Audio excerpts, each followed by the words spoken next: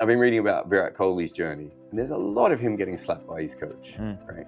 I don't think many coaches are slapping their players these days, right? No. Like it'd be really odd to do that. When I was young, your coaches would just scream at you. Whereas now, it's much more about understanding your game, understanding how to make you develop. It's very different than the coaching that you and I grew up in. It is, but again, like I said, I think there are levels to this. Again, if you're working with a 12-year-old and their goal is to play at the highest level, and then there are certain aspects that you're working on.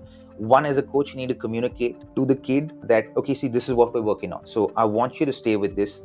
You're going to get distracted. I'm going to bring you back here. Yeah. As long as you're keeping that line of communication open, you're also keeping the line of feedback open from the coachee to the coach at the end of the session. But I think that's the thing that's changed in recent times. Because I think before it was more like a university lecturer with a little bit of American football coach yelling. Because I think now it is a conversation. For me, that's the whole thing about the High Performance Academy, right? You build that connection between your player and the coach. There's a back and forth, there's a relationship that's built, and that all of that takes time, which is why the 2-year contract. You earn the player's trust, and the player earns your trust as well. Because I do think that's different. That is different. And you and I had great relationships with coaches, when we were growing up, right? Like, I'm not saying that our coaches were wrong. It never felt like there was always a conversation available because coach's word was God. We'd have to think for them sometimes. Yeah. We'd have to define things within that relationship and say, oh, this is how this relationship works. Yes.